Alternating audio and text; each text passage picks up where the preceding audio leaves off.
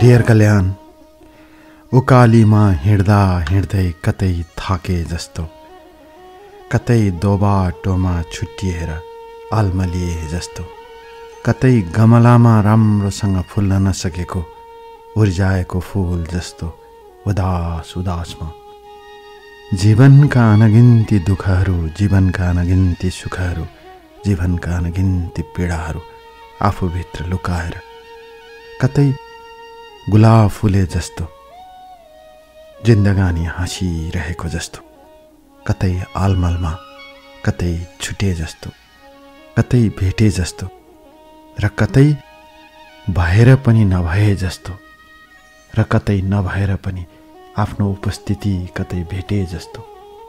जीवनका यी पानाहरू, जीवनका यी परिवेशहरू कति भिन्न भिन्न हुन्छन्। म कसरी भनौँ डियर कल्याण?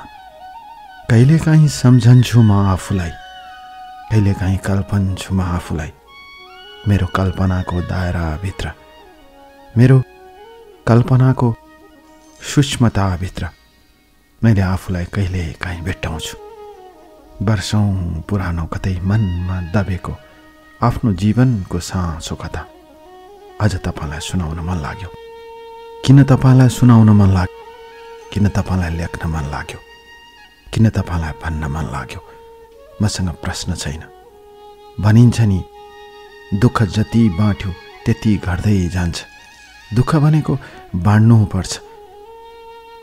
सायद त्यसैले होला, मेरो मनभित्र त्यही कुराले डेडा जमाएकोले होला म आज तपाईँलाई मेरो कथा लेखिरहेकी छु। मेरो नाम पङ्कजा धिताल हो। मेरो जन्म विक्रम सम्वत 2043 सालको जेष्ठ 9 गते चरीकोट नजिकै भएको हो। मेरो बुबाको नाम सतीश धिताल हो र आमाको नाम चरी माया धिताल हो। म घरकी कान्छी छोरी। मामाथि 2 जना दिदीहरू हुनुहुन्थ्यो। मेरो बुबा पेसाले इन्जिनियर र आमा घरेलुमा जागिरे। मेरो मामा घर बनेपा थियो। बनेपा बजारदेखि पछाडितिर थियो मेरो मामा घर। म घरकी प्यारी कान्छी छोरी। मेरो हजुरआमाले मलाई सानैदेखि माया गर्नुहुन्थ्यो। माया त हजुरआमाले सबैलाई गर्नुहुन्थ्यो, मामा घरको हजुरआमाले। तर म सानी भएकोले होला मलाई साह्रै माया गर्नुहुन्थ्यो। मलाई विशेष रूपमा माया गर्नुहुन्थ्यो। मेरो मामाको बनेपामा सिनेमा हल थियो, पछि बेच्नुभयो उहाँहरूले। म सानो हुँदा थुप्रै कलाकारहरूसँग भेटघाट गरेकी छु मामा घरमा बसेकीले।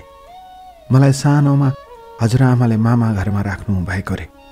म यसलाई यहीँ राख्छु भन्नुहुन्थ्यो। यो नातिनी होइन, यो छोरी हो भन्नुहुन्थ्यो। मैले अघि नै अवगत गराएँ, मैले सानोमा बनेपामा नै पढेकी भनेर। किनभने मलाई सानोमा हजुरआमाले ल्याउनु भयो। स्कुल जाने आउने र सानोमा कलाकारसँग भेटेर होला मलाई पनि कलाकार बन्ने रहर जाग्थ्यो। कक्षा कोठा उक्लदै जान्थेँ म। स्कुलमा नाटक डान्समा भाग लिन्थे। सानैदेखि पातली थिए, गोरी पनि थिए। सबैले राम्रै भन्थे। सायद त्यसैले होला मेरो जीवनमा धेरै कुराहरूले अधिकार जमाए जस्तो लाग्थ्यो मनभित्र। म सोच्थेँ म जीवनमा धेरै राम्रो गर्न सक्छु। म सोच्थेँ म जीवनमा धेरै कुराहरू देखाउन सक्छु आफ्नो कला सिप जस्तो लाग्थ्यो। स्कुल जान्थे, आउँथे। बनेपामा यत्रतत्र सबैले चिन्ने भएकोले फलानाको भान्जी, फलानाको छोरी भन्थे। त्यसैले घरको अनुशासन भित्र बसेर मैले साराका सारा कुराहरू, आफ्ना काम र कर्तव्यहरू पुरा गर्नु पर्थ्यो। स्कुलमा पनि सरहरूले, शिक्षिकाहरूले माया गर्नुहुन्थ्यो। पढाइमा अलिकति ध्यान दिनु भन्नुहुन्थ्यो, किनकि मेरो पढाइ ठिकै थियो। त्यसैले म पढाइमा बढी लगाव राख्नुपर्ने बाध्यता मामाहरूले पनि गर्नुहुन्थ्यो। कहिलेकाहीँ आफ्नो घर चरीकोट नजिकै रहेको घरमा जाँदा बुबा आमाले पनि तिमीले पढ्नुपर्छ हेर, दिदीहरूले कति राम्रो पढे भन्नुहुन्थ्यो। मलाई पढ्नको साटो अरू कुरामा रहर लागे जस्तो लाग्थ्यो। तर पनि म पढ्दै गएँ। पढ्दै जाने क्रममा म कक्षा 9मा पुगेँ। कक्षा 9मा पुगेपछि बुबाले भनेर मामाहरूले र हजुरआमाले कर गरेर घरमा ट्युसन पढाउने शिक्षक राखिदिनु भयो। घरमा ट्युसन पढाउन आउनुहुन्थ्यो। उहाँको नाम दधिराम हो। अहिले युरोपमा कता हुनुहुन्छ र उहाँले त्यसको अलावा उहाँले पत्रकारिता पनि गर्नुहुन्थ्यो र पछि पत्रकारितामै उहाँले आफ्नो पढाइलाई अगाडि बढाएको जस्तो लाग्छ मलाई। डियर कल्याण, मलाई थाहा छैन अहिले उहाँ कहाँ हुनुहुन्छ। र त्यसपछि मैले कक्षा 9 देखि ट्युसन पढ्न थालेँ। घरमै आउनुहुन्थ्यो शिक्षक, सबै कुरा पढाउनुहुन्थ्यो। विशेष गरी मलाई म्याथमेटिक्स र साइन्समा अलिकति बढी गाइड गर्नुहुन्थ्यो। मेरो अङ्ग्रेजी विषय राम्रै थियो। यसरी पढ्दै जाने क्रममा विक्रम सम्वत 2059 सालमा मैले एसएलसी दिने बेला आयो। एसएलसीका दिनहरू कति कठिन हुन्छन् त्यो त सबै पढ्ने विद्यार्थीलाई थाहा छ। एकछिन पनि बाहिर निस्कन पाइँदैन थियो। सबैले पढ मात्र भन्थे, मैले पढ्थेँ। म पढ्न चाहन्थेँ र कोसिस गर्थेँ। मैले अघि नै अवगत गराए मेरो पढाइ नराम्रो पनि थिएन तर अब्बल पनि थिएन। त्यसै क्रममा विक्रम सम्वत 2059 सालमा एसएलसी आयो र एसएलसी दिएँ मैले। र एसएलसी पछिका दिनहरूमा म फेरि आफ्नो घर चरीकोट नजिकै रहेको आफ्नो घरमा गएँ। बुबा त्यति बेला जागिरको सिलसिलामा तराईमा हुनुहुन्थ्यो। आमा त्यहीँ हुनुहुन्थ्यो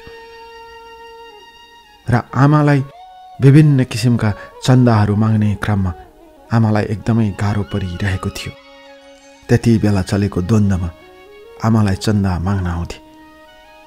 तिम्रो श्रीमान सरकारी जागिरमा छ त्यसैले चन्दा देऊ भन्थे। आमा डराउनुहुन्थ्यो। कतिपय कुराहरू लुकाएर पनि दिनुभएको जस्तो लाग्छ डियर कल्याण आमाले।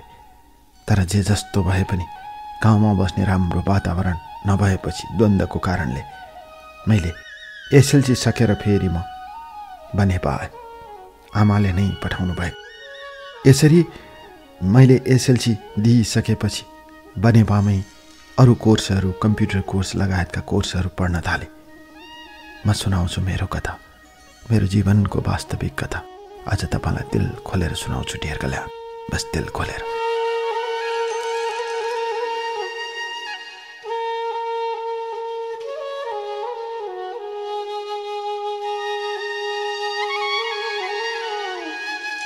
डियर कल्याण, मनभित्रका आवेगहरूलाई दबाएर, मनभित्रका पीडाहरूलाई लुकाएर, मनभित्र उकुस मुकुस भएका भावनाहरूलाई जस्ताको तस्तै राखेर जीवनमा सकस बाँच्नुभन्दा दिल खोलेर आफ्ना मनका कुराहरू, आफ्ना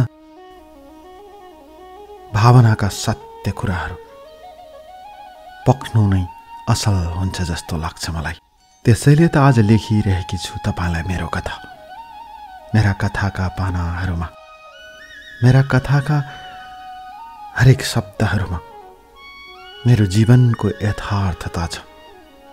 म त्यही यथार्थतामा बाँचेकी मान्छे, म त्यही जीवनको यथार्थतामा हाँसेकी मान्छे र जीवनको यथार्थतालाई स्वीकारेकी मान्छे।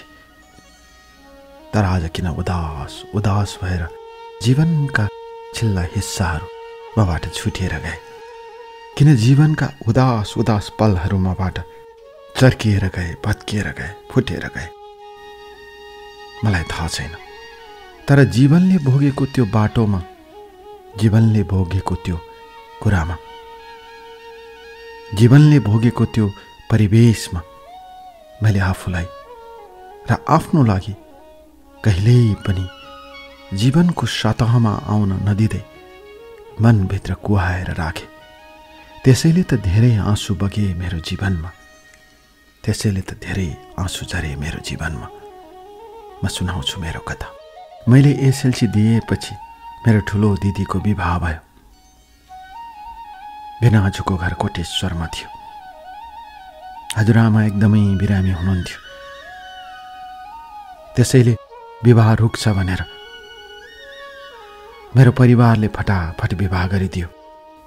मामाहरू सबै मिलेर हजुरआमा हस्पिटलमा बस्नुभयो। त्यसपछि म हस्पिटलमा कुर्न जान्थेँ हजुरआमालाई। हजुरआमाका हात समाउँथे। तर दिदीको विवाह भए लगत्तै हजुरआमा बित्नुभयो। भिनाजुको घर कोटेश्वरमा थियो। उहाँहरूको कोटेश्वरमा हार्डवेयरको व्यापार थियो। दिदी खुसी हुनुहुन्थ्यो।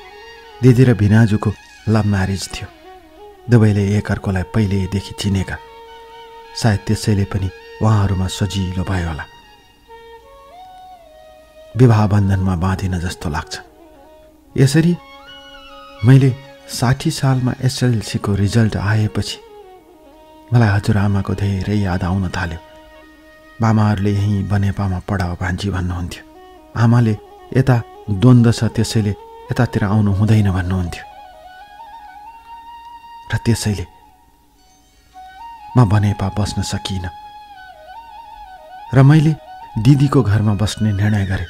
र दिदीले पनि मलाई आइज भन्नुभयो, कर गर्नुभयो र म कोटेश्वरमा बस्न थालेँ। र त्यसपछि मैले +2 लेभलको पढाइ बानेश्वरको नोबल एकाडेमीमा गर्न थालेँ। आन्दोलनका दिनहरू सकिएका थिएनन्। कहाँ मान्छे मारिए, कहाँ मान्छे मरे, दिनदिनै समाचार आउँथ्यो। त्यो बीचमा मेरो नायिका बन्ने चाहना त्यत्तिकै बढ्दै गइरहेको थियो। सबैले भन्थे कति स्लिम, कति गोरी, कति राम्री। म डान्स सिक्न जाने विचारमा थिएँ। बुबा र मामाले एक दिन मलाई फकाउँदै भन्नुभयो, बुबाले, छोरी +2 पछि जाऊ न, +2 पछि जाँदा रमाइलो हुन्छ, अहिले त पढ्नुपर्छ, अझै सानी छौ भन्नुभयो। मैले बुबा आमाको कुराहरू एकदमै मान्थेँ र मैले त्यसपछि +2 सकेपछि जाने निर्णय गरेँ। ठिक त्यति बेला मलाई जन्डिस लाग्यो। 1 महिना घरमा उपचार र आराम गरेँ र फेरि चरीकोट आमालाई भेट्न गए। त्यसपछि द्वन्द्व चले पनि करिब 1 महिना जति बसेर आए। विक्रम सम्मत 2060 सालमा कलेज जोइन गरेकी म 59 सालमा एसएलसी दिएर र +2 जोइन गरेकी म आन्दोलनले गर्दा विक्रम सम्मत 2063 सालमा बल्ल +2 सकियो र त्यसपछि मैले फेरि अगाडिको पढाइलाई निरन्तरता दिँदै गएँ। विक्रम सम्मत 2065 साल लाग्यो। 65 साल मङ्सिरमा मदेखि माथिको दिदीको बिहे हुने भयो। त्यही बनेपा बजारमा थियो भिनाजुको घर। जग्गा प्रशस्त भएकोले उहाँहरू त्यहाँको राम्रो मान्छे गनिनुहुन्थ्यो, पैसाको हिसाबले र नाम र इज्जतको हिसाबले पनि। त्यही बिहेमा कुरा गर्छु म डियर कल्याण, अर्थात् विक्रम सम्मत 2065 सालको मङ्सिर 16 गतेको दिनको कुरा गर्छु म। जाडोको याम थियो। भिनाजुका साथीहरू थुप्रै आएका थिए बिहेमा। पछि थाहा भएको, तर त्यति बेला थुप्रै केटाहरू थिए। त्यही मध्ये एकजना साथीको भाइ रहेछ। उसको नाम एबाट आउँथ्यो, मानव अनिल हो उसको नाम। जन्ती आएको बेला उसले खुब फोटो खिचेको थियो। ठुलो लेन्सवाला क्यामेरा बोकेको, राम्रो र स्मार्ट पनि थियो। म जता जता जान्छु त्यतैको फोटो खिच्थ्यो। मान्छेहरूले सोच्थे अरूको फोटो खिचिरहेको छ, तर मलाई भान भइसकेको थियो त्यो केटाले मेरो फोटो खिच्छ भनेर। मैले एकपटक आँखा तरिदिएँ। त्यसपछि ऊ त्यहाँबाट पछि हट्यो। विवाह सकियो। विवाहपछि थुप्रै फोटोहरू हेरेँ। असाध्यै राम्रा फोटोहरू थिए। मेरो फोटो पनि राम्रो आएको थियो। मैले सोचेँ त्यो अनिल भन्ने केटाले कति राम्रो फोटो खिचेको, त्यसलाई भेट्न पाए हुन्थ्यो, त्यसले फोटो खिचिदिन्थ्यो कि मेरो जस्तो लाग्यो। तर भेट्ने कुरा त थिएन। र विवाहको बेला खुसीले ऊ धेरै नाच्यो। थुप्रै साथीहरू नाचे, थुप्रै आएका मान्छेहरू नाचे। त्यसमध्येमा अनिल पनि नाच्यो। असाध्यै राम्रो नाच्ने छरितो केटा थियो। मोडर्न डान्समा पारखी जस्तो यति मजाले नाच्यो। सबैजना उसको नाच हेरेर मक्ख परे। नाच्न पनि जान्ने मान्छे राम्रो पनि को रहेछ भन्ने मनमा प्रश्न उठ्यो। तर मैले सोध्ने कुरा त भएन डियर कल्याण। र विवाह पश्चात दिदी जानुभयो। दिदी गइसकेपछि केटाको तर्फबाट पार्टीको निमन्त्रणा आयो। म पनि जाने भए। त्यो दिन राम्रो लुगामा सजिएर गएकी थिएँ म पनि। म, दिदी, मामाहरू, बुवा आमा सबैजना गयौँ। जानै पर्यो। निम्ता आएको थियो केटाको घरको तर्फबाट र हामी त्यहाँ गयौँ। र त्यो दिन पनि ऊ त्यहीँ आएको थियो। उसले त्यो दिन विवाहको कार्यक्रममा एमसी गर्यो, होस्ट गर्यो। साह्रै राम्रो बोली जस्तो लाग्यो उसको।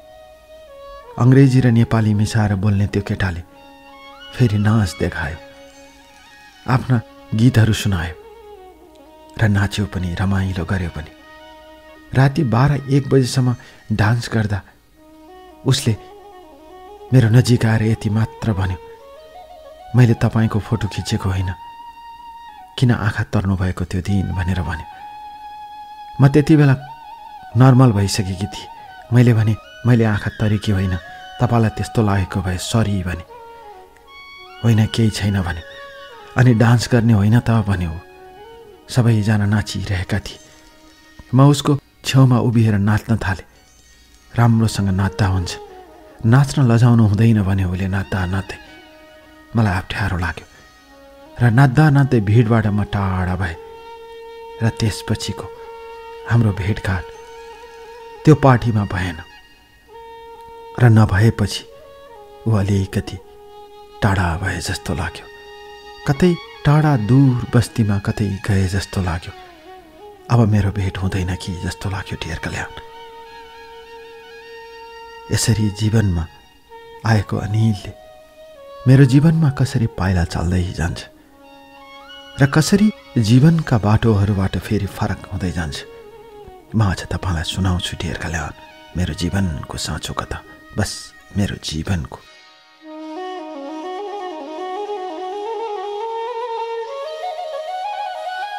डियर कल्याण, जसरी अँधेरीपछि उज्यालो सुरु हुन्छ,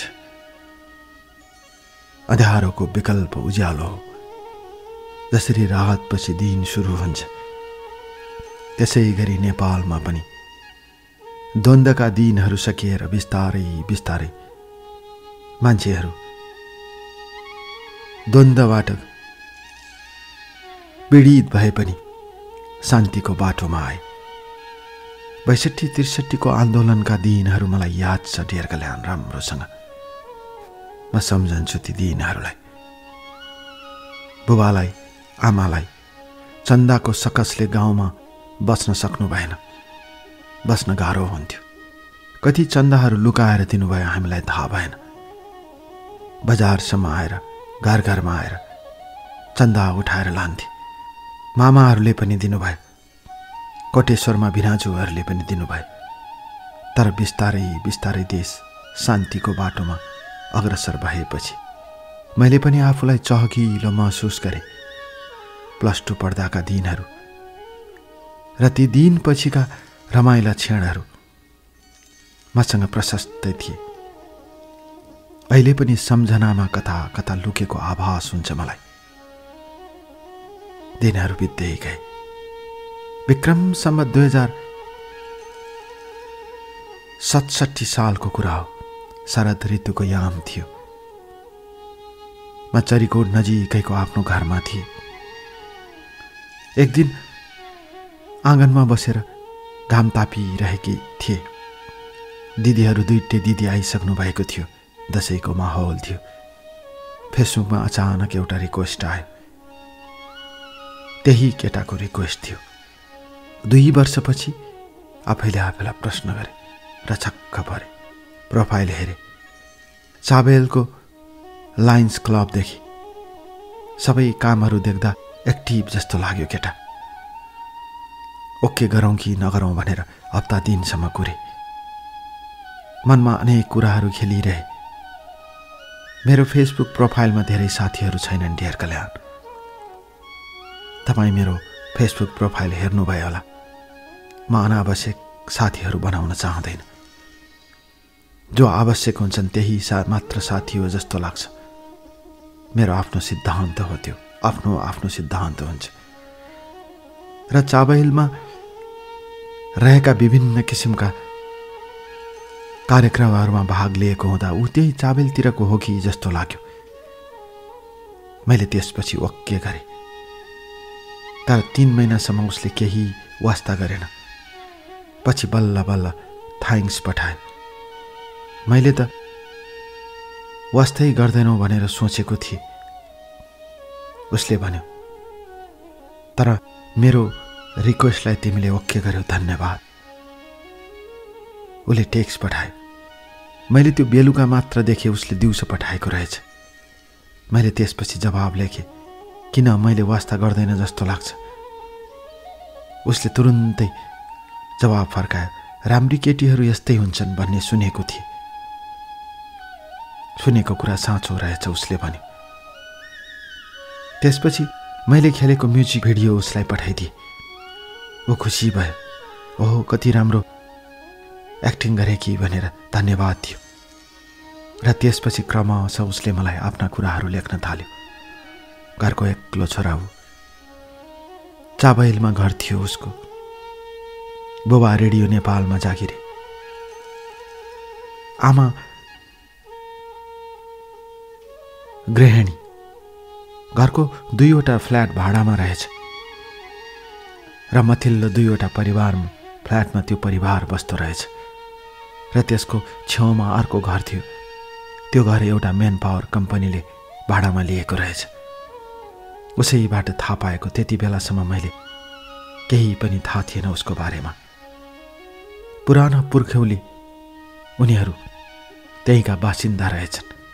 त्यसैले अलिकति जग्गा त्यहाँ वरपर पनि रहेछ। होटल हयातको छेउछाउमा जग्गा जमिन भएको राम्रै परिवारको केटा रहेछ। मैले त्यही कुरा लक काटेँ र मेरो म्युजिक भिडियो हेरेपछि उसले भन्यो, डियर कल्याण, म त तिमीलाई भेट्न चाहन्छु यदि तिमीले माइन्ड गर्दैनौ भने। उसले त्यसपछि फोन गर्यो एकैपटक मेसेन्जरमा, किनकि उसले फोन नम्बर मागेको थियो। मैले दिइनँ। मेसेन्जरमा फोन गरेपछि मैले उठाएँ। उसले भन्यो, कस्तो भाव बढाएको। मैले म भइदिएको भए त तिमीलाई तुरुन्तै फोन नम्बर पठाइदिन्थेँ मागेको 1 सेकेन्डमा। म हाँसेँ। जसलाई पाए त्यसलाई फोन नम्बर दिन मिल्छ र भने। ऊ निराश भएको स्वर निकालेर भन्यो, म पनि जो पाए त्यही हो त भनेर उसले प्रश्न गरे। मैले भने, हामी कहाँ चिनेको छौँ र? 2 पटक भेटेको त हो नि। आज 2 वर्षभन्दा बढी भयो। बल्ल तपाईँले मलाई फ्रेन्ड रिक्वेस्ट पठाउनु भयो। कसरी चिनजान हुन्छ? जिन्दगीमा मान्छे वर्षौंसम्म सँगै बसेर त एकअर्कोलाई चिन्न सक्दैन। मैले यस्तै भने। उसले मेरो कुरामा सहमति जनायो र त्यसपछि उसले भेट्ने कुरा गर्यो। म कोटेश्वरमै थिएँ त्यति बेला र कोटेश्वरबाट भेटघाट हुने कुरा भएपछि बानेश्वरको इन्द्रेणी कम्प्लेक्समा भेट्ने कुराकानी गर्यौँ हामीले। मलाई राम्रोसँग याद छ। त्यो दिन सेतोमा कालो धर्का भएको सर्ट लगाएको। उसले धुपवाला चस्मा लगाएको थियो। पातलो, न त्यति अग्लो न त्यति होचो, छरितो जिउ भएको, पेट कतै नदेखिने, एकदमै राम्रो र स्मार्ट केटा देखिन्थ्यो। त्यो सेतोमा कालो धर्का भएको सर्ट लगाएको उसलाई अत्यन्तै सुहाएको थियो त्यो दिन। र त्यो दिन मैले उसको बारेमा सबै कुरा सोधेँ। उसको घर काठमाडौँको चाबहिलमा भएको कुरा उसले स्वीकार्यो, जुन कुरा मैले अवगत गराइसकेको छु डियर कल्याण। र उसले त्यो दिन मलाई भन्यो, बिएससीको पढाइ सकेर अब एमएससी पढ्ने तर्खरमा छु भन्यो त्यसले। त्योसँग कुरा भयो। कुराकानी हुने क्रममा मलाई ऊ सहज लाग्यो डियर कल्याण। र त्यसपछि हामी साथी बन्यौँ। मैले यो कुरा दिदीहरूलाई भने। दिदीले पनि हुन्छ नि, भिनाजुको साथीको भाइ हो, केही फरक पर्दैन, तर आफ्नो सीमा नागेर अगाडि नबढ्नु भन्नुभयो दिदीले। मैले हुन्छ भने मेरो साथी भन्दै गयो। त्यतिकैमा मेरो कलेजबाट पिकनिक जाने कुरा भयो। त्यति बेला म बिबिएको तेस्रो वर्षमा थिएँ र तेस्रो वर्ष सकिन लाग्दा पिकनिक जाने कुरा भयो। र पिकनिक कलेजको तर्फबाट नभएर साथीको बीचमा भएको थियो। त्यसैले सबैले आफ्नो साथीहरू बोलाउने क्रममा मैले उसलाई पिकनिकमा आउन आग्रह गरेँ। उसले आउन मिल्छ कि मिल्दैन भनेर अप्ठ्यारो माने जस्तो गर्यो। मैले आउँदा हुन्छ भने आइहाल्छु नि, यति राम्री मान्छेले बोलाएपछि को आउँदैन भन्यो। मैले भने मलाई मक्ख पार्नु पर्दैन, म कस्तो छु मलाई थाहा छ भने। राम्री मान्छेले यस्तै कुरा गर्छन् भनेर ऊ हाँस्यो र आउने कुरा गर्यो र पिकनिकमा आयो। त्यो दिन थानकोट पार्कमा पिकनिक थियो। ऊ आयो, नयाँ बुलेट बाइक किनेको रहेछ। त्यही बाइकमा आयो, बस्यो। साथीहरूले रमाइलो गरे, बियर वाइन खाए, तर उसले केही खाएन, कोक मात्र खायो। चुरोट खान्छ कि केटाले भनेर लुकी लुकी हेर्थे, तर उसले खाएन। खैनी च्यापे जस्तो लाग्थ्यो, तर पछि होइन रहेछ। मैले सोधिहालेँ, पछि सोद्धा उसले होइन भन्यो र पछि त्यो सत्य पनि साबित भयो। र ऊ पिकनिकमा क्यामेरा बोकेकाहरूले उतिर क्यामेरा तेर्साए। उसले राम्रो फोटो खिच्छ भनेर मैले भनिदिएपछि उसले फोटो खिच्यो। त्यति बेला ऊ म जता जता जान्छु उतै गएर फोटो खिच्थ्यो। म तिम्रो फोटो खिच्छु, आज त आँखा तर्दैनौ नि भनेर उसले मलाई भन्यो। म हाँसेँ। कता कता मनमा माया बस्यो जस्तो लाग्यो डियर कल्याण। र उसले भने अनुसारका फोटोहरू खिच्न थाले। उसले कहिले कुन पोजिसनमा बसेर फोटो खिच भन्थ्यो। मैले त्यसै गरेँ र त्यो दिन हल्ला खल्ला भएछ। त्यो तेरो मात्रै फोटो खिच्ने केटा को हो भनेर साथीहरूले मलाई सोध्न थाले। मैले कोही होइन, मेरो भिनाजुको भाइ हो। भिनाजुको भाइ भनेर हुन्छ, कसरी आयो, तैँले बोलाएर आएको भनेर उसले आफै भनेको छ। म केही बोलिनँ, म मौन भए। सबैले ल बधाई छ भने म छक्क परेँ। न केही कुरा भएको छ, न केही बात भएको छ। चिन्जानको साथी पहिले नै बधाई एडभान्समा आउने, यो कस्तो जमाना हो भने डियर कल्याण। र त्यसपछि त्यो दिन जाने बेलामा उसले बाइकमा जान आग्रह गरे। मैले नाइ भन्न सकेन। पिकनिक सकेर सबैजना आफ्ना गाडीमा आफ्ना बाइकमा फर्के र बाँकी बसमा आए। तर म उसको बाइकमा पछाडि बसेँ पहिलोपटक। उसको बुलेट बाइक सिधै कोटेश्वर आयो। बाटोभरि कुरा गरे उसले, मैले पनि कुरा गरेँ। र कोटेश्वर आएर उसले मेरो घरको अगाडिको बाटोमा छोडिदियो। छोडेर ऊ बाइक गरेर हिँड्यो। हिँड्दा मन चसक्क भयो, कतै माया बसिसकेछ कि जस्तो लाग्यो डियर कल्याण। अब म सुनाउँछु मेरो जीवनको कथा तपाईँलाई, मेरो वास्तविक कथा, बस वास्तविक।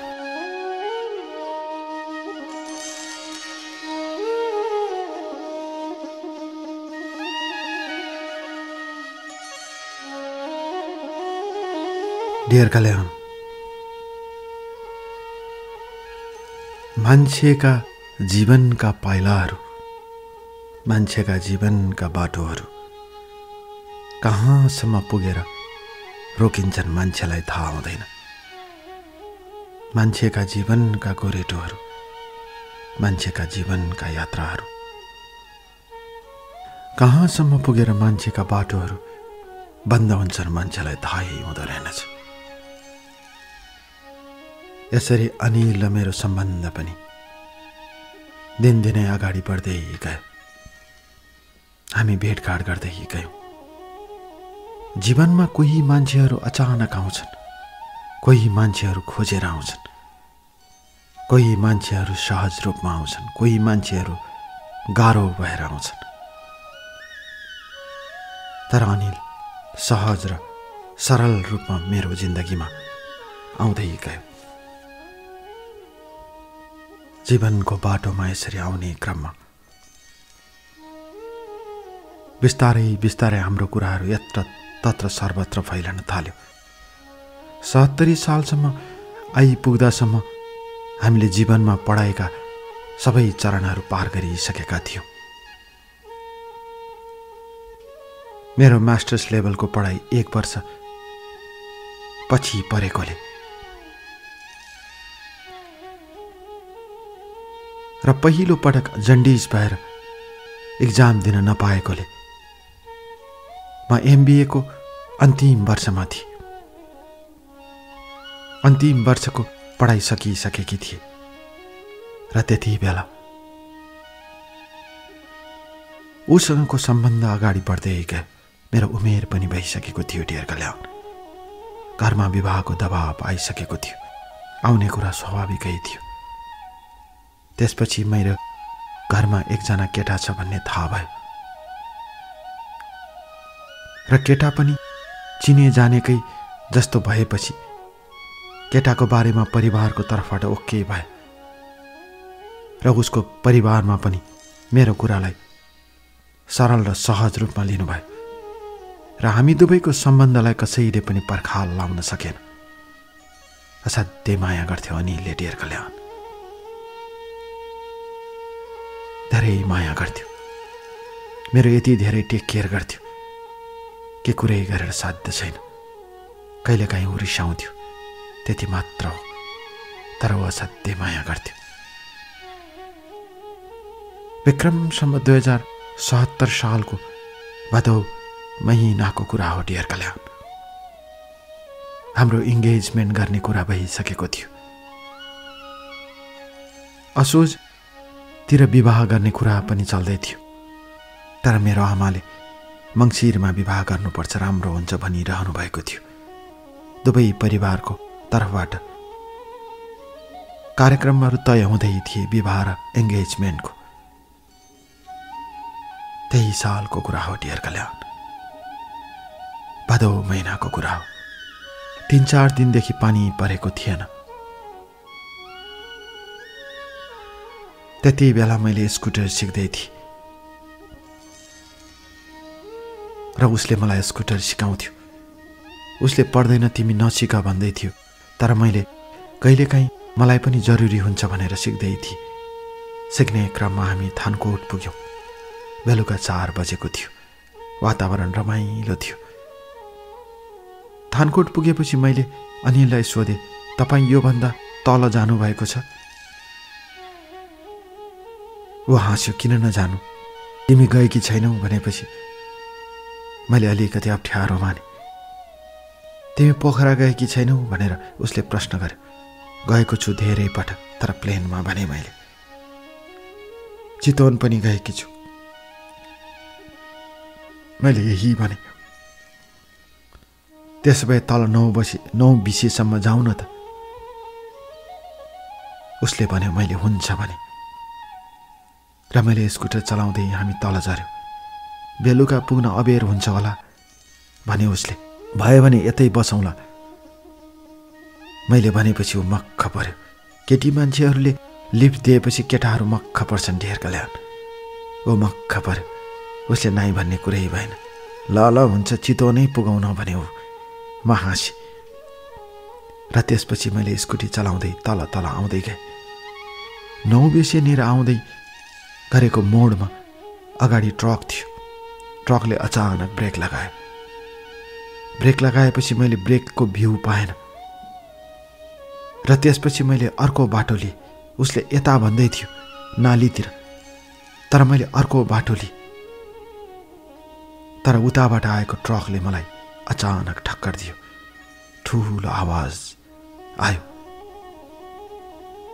त्यसपछि के भयो मलाई थाहा छैन डियर कल्याण। अचानक मेरो होस खुल्दा म हस्पिटलमा थिएँ, काठमाडौँको। होस खुलिएपछि आमा बुबा अनिल सबैजना थिए। अनिलले गालामा र टाउकोमा हल्का पट्टी बाँधेको थियो र होस आएपछि म जुरुक्क उठ्न खोजेँ तर सकिनँ। मेरो घुँडादेखि तलको खुट्टा छिया छिया परेको रहेछ, त्यसैले म बेहोस भएकी रहेछु। उताबाट आउने ट्रकले मेरो घुँडादेखिको खुट्टा कुल्चिदिएछ र खुट्टा छिया छिया भएछ र म बिउतदा पछि थाहा पाएँ म काठमाडौँको बीएनबी हस्पिटलमा थिएँ।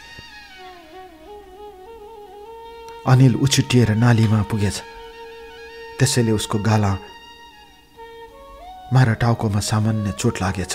उसैले मलाई लिएर आएको। मलाई देख्न साथ म उठ्न साथ अनिल तरर रोयो। डेर कल्याण मेरो खुट्टा थिएन। मामा माइजू सबै रुनुभयो, दिदी भिनाजु, आमा बुवा नरुने कुरै भएन। जिन्दगीमा के भयो मैले थाहै पाएन। त्यसपछि अनिल त्यो दिन रातभरि बसेर अर्को दिन गयो। हल्ला खल्ला भइसकेको थियो इन्गेजमेन्ट हुनलाई, तर म हस्पिटलमा बसिरहेँ।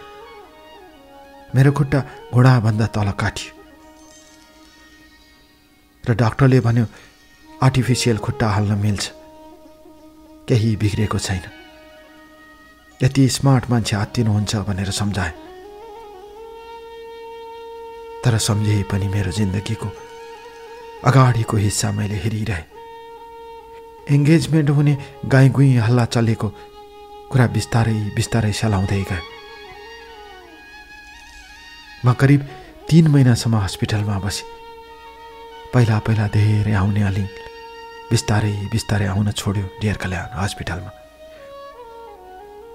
त्यसपछि मलाई दिदीको घर कोटेश्वर लगियो। दिदीको ठुलो घर थियो, माथि मेरो कोठा थियो। तर मलाई भुइँतलामा कोठा बनाइयो, माथि उक्लन गाह्रो हुन्छ भनेर। जिन्दगीले अर्को बाटो लियो। म रुन्थेँ, कराउँथेँ, अनिललाई मेसेज पठाउँथेँ, उसले जवाब कम फर्काउँथ्यो। त्यसपछि मलाई मामाहरूले बुबाहरूले थाइल्यान्ड लिएर जानुभयो।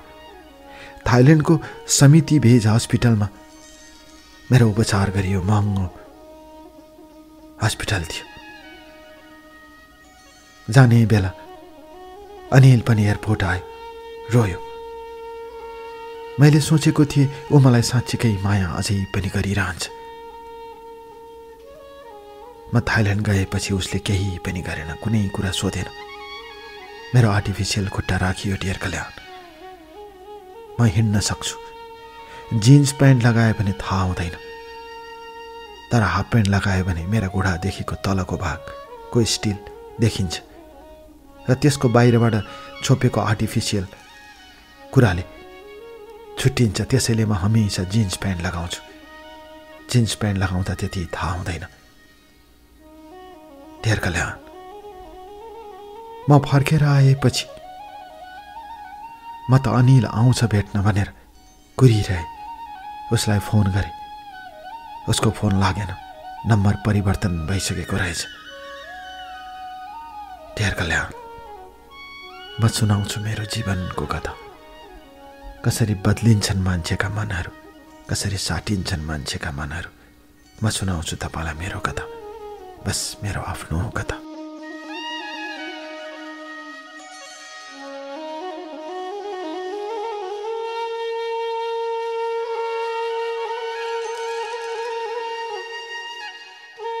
डेर कल्याण सम्झनाका कोसेलीहरू मनभित्र राखेर यादका बारातहरूसँगै जीवनलाई बेहुली बनाएर हिँड्न जति सजिलो छ, त्यति चट्टान रूपी जिन्दगीको पहाड चढेर माथि माथि पुग्न त्यति नै गाह्रो हुँदो रहेछ। गाह्रोको कुरा र सजिलोको कुरा, अप्ठ्यारोको कुरा र नअप्ठ्यारोको कुरा, भिन्न भिन्न कुरामा समयअनुसार परिवेश अनुसार मान्छे परिवर्तन हुँदो रहेछ। प्रेममा एकरूपता भन्ने कुरा कतै हुँदो रहेनछ। प्रेमले एकरूपता देखाउँदो रहेनछ। प्रेम समयअनुसार वातावरण अनुसार तय हुँदो रहेछ। प्रेमको वातावरणमा प्रेम प्रेममय हुँदो रहेछ। घृणाको वातावरणमा प्रेम घृणामा बदलिँदो रहेछ। म एक्सिडेन्ट भएपछि मेरो इन्गेजमेन्ट रोक्यो डियर कल्याण। अनिल टाढा भयो। 71 सालमा गाईगुई हल्ला सुने, केटोले अर्को बिहे गर्दैछ रे भन्ने कुरा। राम्रोलाई मात्र माया गरिदो रहेछ, नराम्रोलाई त मान्छेले माया गर्दो रहेनछ भन्ने कुरा प्रमाणित भयो मेरो मनभित्र। त्यो बीचमा मैले साथी विनितालाई आग्रह गरेँ। विनिताले इन्गेजमेन्टको फोटो पठाए। फोटो पठाउन साथ मैले फोटो हेरेर रोएँ। त्यति बेला मेरो बुबा बिरामी हुनुहुन्थ्यो। मेरो बुबाले भक्तपुरको राधे राधे नजिकै घर बनाउनु भएको थियो। 1 तल्लाको घर थियो। छोरीको लागि ठुलो घर बनाउँदिन भन्नुभयो। दिदीहरू सबैले माया गर्थे। परिवारको माया असाध्यै थियो। तर अनिलले मलाई जति फोन गरे पनि उठाएन। मेसेन्जरमा मेसेज पठाए, बधाई छ भनेर। सिन गर्यो तर रिप्लाई गरेन। अर्को दिन फोन गरे,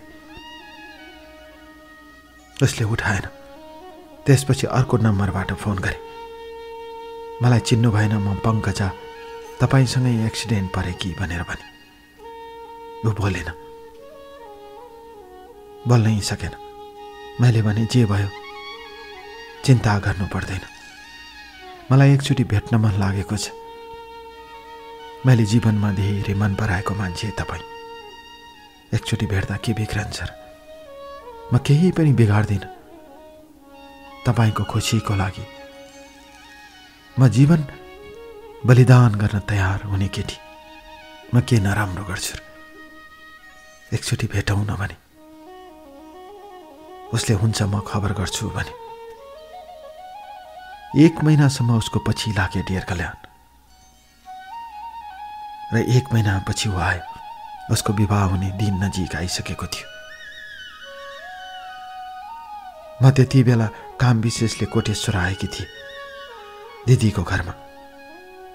र त्यसपछि भेनाजुको ड्राइभरलाई मैले बानेश्वरसम्म पुर्याइदिन भने।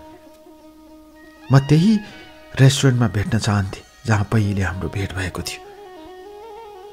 म त्यहाँ गएर उभिएँ। जिन्स प्यान्ट लगाएकी थिएँ। तल खुट्टामा जुत्ता लगाउन मिल्थ्यो।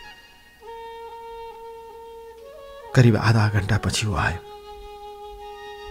रातो कलरको गाडी थियो उसको। गाडी ड्राइभ गरेर आयो, पार्क गर्यो।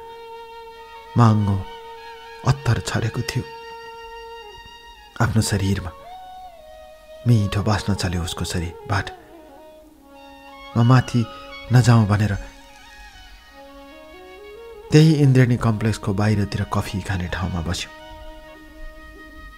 ऊ धेरै रोयो। परिवारले मानेन भन्यो, कुरा घुमायो। ठिकै छ, परिवारले मानेन भने केही छैन, खुसी रहनु सुखी रहनु भनेर मैले भने। र उसले प्रश्न गर्यो, तिमी के गर्दैछौ अहिले भनेर। मैले कलेज पढाउँदैछु भने। राम्रो कुरा भने उसले। अनि खुट्टाको हाल खबर सोध्यो। अलि धेरै हिँड्दा गाह्रो हुन्छ, रेस्ट चाहिन्छ, अरू त ठिकै छ। भर्याङ चढ्न अलिकति गाह्रो हुन्छ भने आर्टिफिसियल खुट्टा लिए भने। उसले आँखाबाट भरेर आँसु झार्यो डियर कल्याण। मैले किन रोएको भने, म भोग्ने मान्छे त रोएकी छैन, किन रुनु पर्यो पर्दैन भने मैले। उसको आँसु पुछिदिन मन लाग्यो। फेरि हात पछाडि हटाए। अर्काको भइसक्यो केटा, मैले कसरी आँसु पुछौँ जस्तो लाग्यो। धेरै भावुक भए म रुन थालेँ। उसले सम्झाइरह्यो, नरो, मेरो तर्फबाट कुनै नराम्रो होइन, परिवारको दबाब आयो। एक्लो छोरा म, आमाको बेहाल छ, म के गरौँ पङ्कजा, तिमी आफै भन भनेर केटा रोयो। मैले उसको कुरालाई स्वीकारेँ। बलेको आगो ताप्ने दुनियाँ हो, म त निभिसकेकी छु। के को फुर्ती लाउनु। धन्न केटा आयो।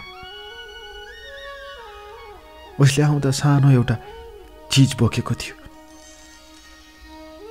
के हो मलाई थाहा थिएन त्यति बेलासम्म। उसले मेरो हातमा राखिदियो। मलाई अन्यथा नसोच पङ्कजा, म बाध्य भएर विवाह गरेको। मेरो मनमा तिमी छौ। तिमीले कहिल्यै नसोच्नु कि तिमी आर्टिफिसियल खुट्टा हालेकी केटी भएर मैले छोडेको। एक्सिडेन्ट त सँगै भएका थियौ नि। यदि मेरो खुट्टा त्यस्तै भएको भए र तिम्रो अवस्था मेरो जस्तो भएको भए के माया हुँदैन थियो होला र? उसले मलाई सम्झायो। अलिकति चित्त पनि बुझ्यो। मनमा नै सोचे आज उसलाई के उपहार दिउँ भनेर। करिब 3 घण्टा बसेर धेरै कुरा गरेपछि ऊ पनि धेरै रोयो, म पनि धेरै रोएँ र अन्त्यमा मैले भने, तिम्रो विवाह हुँदैछ, म के उपहार दिउँ? मलाई केही चाहिँदैन, मनभित्र माया राख, म पनि राख्छु। उसले यही भने। तर मैले रुँदै भने, म तिमीलाई के दिन सक्छु र? तिमीले माया गरेको शरीर हो यो। पहिलो पटक सेक्स गर्दा म रुँदा तिमीले भनेको थियो, नरो, म त तिम्रै हो। मलाई अझै पनि याद छ। त्यसैले यो शरीर तिम्रो हो। त्यसैले म तिमीलाई यो शरीर उपहार दिन्छु। अर्थात् म जिन्दगीभर कसैको हुँदैन र जिन्दगीभर अविवाहित बस्छु। मेरो तिमीलाई यही उपहार हो भने ऊ भक्कानेर रोएर मेरो हात समायो। मैले उसको हात समाएँ र मैले भने जे भयो भइहाल्यो। तर मैले कहिल्यै विवाह गर्ने छैन तिम्रो लागि। यो मेरो साँचो प्रेमको बलिदान सम्झ। तर आइन्दा म तिमीलाई कहिल्यै फोन गर्दिनँ, तिम्रो जीवनमा डिस्टर्ब गर्दिनँ। तिम्रो लाइफ खुसी होस्, रमाइलो होस्। मैले यही भने डियर कल्याण।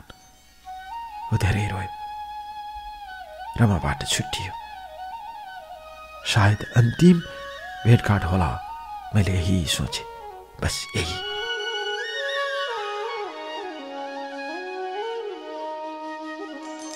डियर कल्याण, मनका कुराहरू आफूसँग राखेर, मनका भावनाहरू आफूभित्र कैद गरेर, जीवनका चोटहरू, जीवनका पीडाहरू, जीवनका उमङ्गहरूलाई आफूभित्र समाहित गर्दै जीवनमा थुप्रै कुराहरू गुमाउँदै गएको मेरो अवस्थामा मैले जीवनलाई फेरि अर्को बाटोमा बदले। विक्रम सम्वत 2071 सालको कुरा हो। डियर कल्याण, मान्छेका बाटोहरू, मान्छेका गोरेटोहरू, मान्छेका चौबाटोहरू, मान्छेका दो बाटोहरू भिन्न भिन्न पृथक पृथक भएर उभिँदा रहेछन्। ऊ मेरो, ऊ आफ्नो, ऊ मेरो जिन्दगीको, ऊ सधैँभरि मेरो भन्ने कुरा यो संसारमा कतै रहँदा रहेनछ। प्रेम स्थायी होइन, प्रेम अस्थायी हो।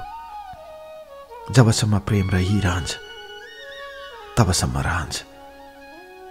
प्रेमको कुनै हिसाब किताब हुँदैन। प्रेम घर जस्तो पिलर उठाएर खडा हुँदैन।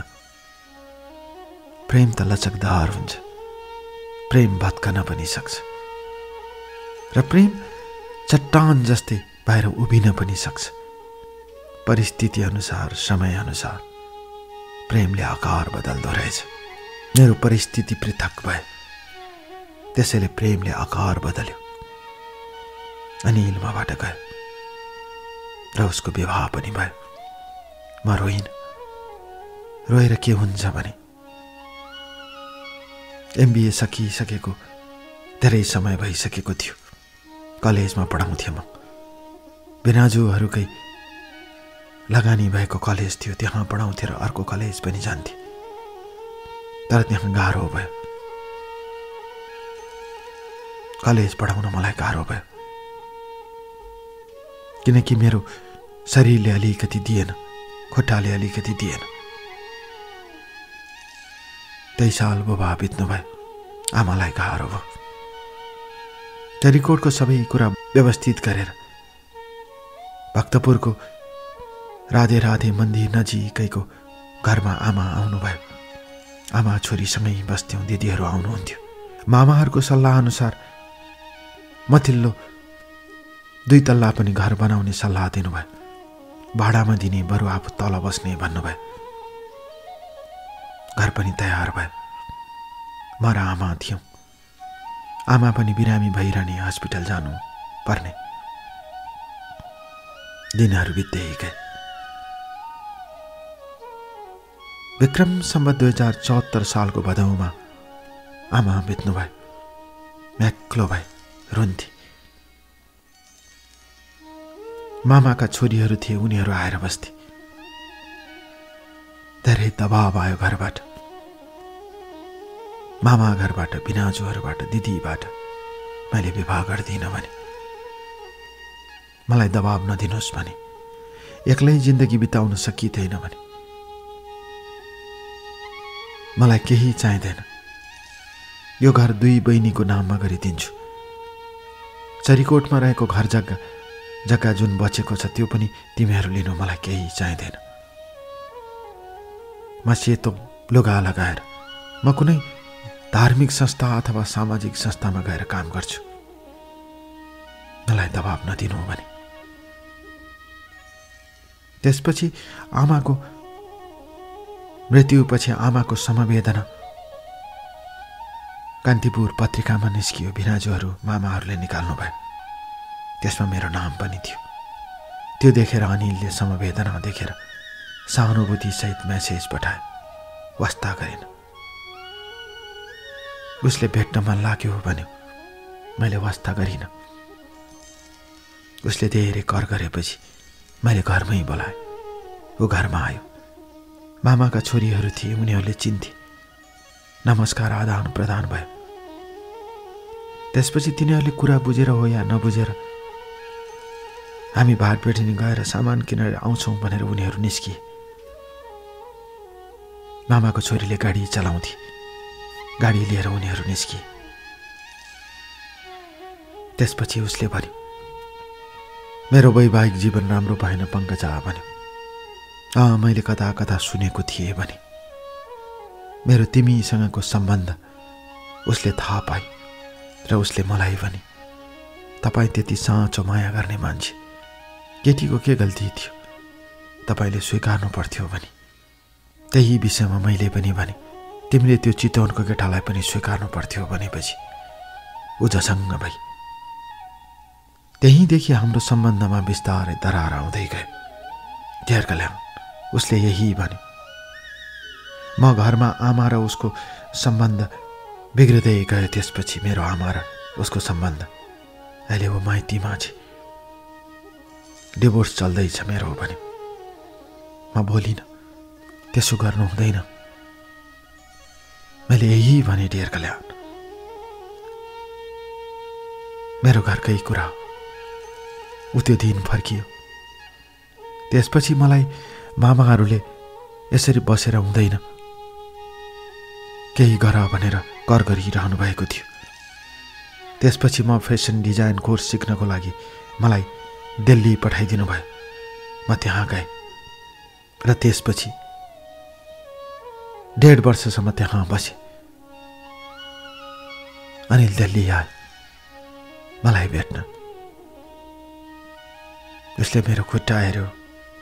ऊ होटेलमा बसेको थियो। एक दिन उसले मलाई होटेलमा बोलायो। म जाँदिनँ भने, तल लबीसम्म आऊ भन्यो। म गएँ। ऊ कामले आएको भन्दै थियो, तर पछि थाहा भयो ऊ मलाई भेट्न आएको रहेछ भन्ने कुरा। ऊ मलाई भेटेर फर्क्यो। एक दिन बसेर फर्क्यो। जब ऊ मलाई भेट्न आएको कुरा थाहा पाए, त्यसपछि मेरो मनमा फेरि माया जागेर आयो। आफूले माया गरेको केटा। मैले उसलाई समय दिनुपर्छ, उसले भनेको कुरा सुनिदिनुपर्छ भने। त्यसपछि म दिल्लीबाट फर्केर आएपछि उसले डिभोर्स गरेको कुरा थाहा पाए। केटीको पहिलेको केटा लन्डनमा रहेछ। केटी लन्डन जाने तयारीमा रहेछ। राम्रो केटा भनेर परिवारको दबावमा बिहे भएको रहेछ। त्यही क्रममा केटी लन्डन पनि उडी। त्यसपछि अनिलले मलाई विवाह गर्छु भन्यो डियर कल्याण। मैले भने मैले पहिला आफै डिसिजन गरेँ र परिवारलाई चुक्काए ढाँटे जस्तो भयो। अब मेरो परिवारबाट आउनु मैले माया गरेको केटा हो। मेरो यस्तो शरीरलाई स्वीकार्छौ भने म तयार छु। म त तिम्रै लागि बाँचेको हुँ भने। त्यसपछि ऊ मामा घर मेरो दिदीहरू सबैलाई आफ्नो कुरा सारा कुरा सुनाए। उसले घरमा पनि सहमति लियो आमा बुबाबाट। थकित भएको छोरा, एक्लो छोरा, बुबा आमाले पनि हुन्छ भन्नुभयो। आमाले त त्यो केटी राम्रो छ मलाई थाहा छ भनिदिनु भएछ। त्यसपछि उसले विवाह गर्छु भने डियर कल्याण। र विक्रम सम्बत 2075 सालमा त्यो उमेरमा आएर उसले मलाई घरमा लाग्यो विवाह गरेर सामान्य तरिकाले। अहिले मसँग एकजना छोरी छ। हामी सकुशल बाँचिरहेका छौँ। मेरो खुट्टाको बारेमा उसले स्वीकार्यो। प्रेम के हो, माया के हो, घृणा के हो मैले बुझ्न सकिनँ डियर कल्याण। त्यही मायाले रुवाउँछ, त्यही मायाले घात गर्छ, त्यही मायाले प्रतिघात गर्छ र त्यही मायाले मलम लगाइदिन्छ। मायाका विभिन्न स्वरूपहरू, मायाका विभिन्न बाटोहरू, ठाउँ ठाउँ अनुसार परिवर्तन हुने माया मेरो जीवनमा साकार बने। मेरो तपस्या, मेरो बलिदान, मेरो मनको अठोटले अनिललाई आफ्नो बनायो। उसले आज स्वीकारेको छ मलाई। मैले पनि उसलाई स्वीकारेकी छु। जीवन चलिरहेकै छ। मेरो 3 कुनेको बुटिक सोरुम चलेकै छ डियर कल्याण। तपाईलाई फोटो पनि पठाएकी छु। तपाईँ आउनुभयो भने तपाईको लागि ड्रेस सिलाइदिने एउटा इच्छा छ। मैले सम्पूर्ण ठेगाना पठाएकी छु र यो कार्यक्रम सुनिरहनुभएका सबैलाई म यही भन्न चाहन्छु, प्रेमको दियो बालिरहनुपर्छ। आज कसैले धोका दियो भनेर त्यसको बदला लिनु हुँदैन। अठोटका साथ बाँचिरहनुपर्छ। रुख जस्तै हो प्रेम। पानी परेको बेला रुखमुनि बस्नेहरू भाग्छन्, तर गर्मीको बेला शीतल ताप्न आउँछन्। प्रेम रुख जस्तै हो।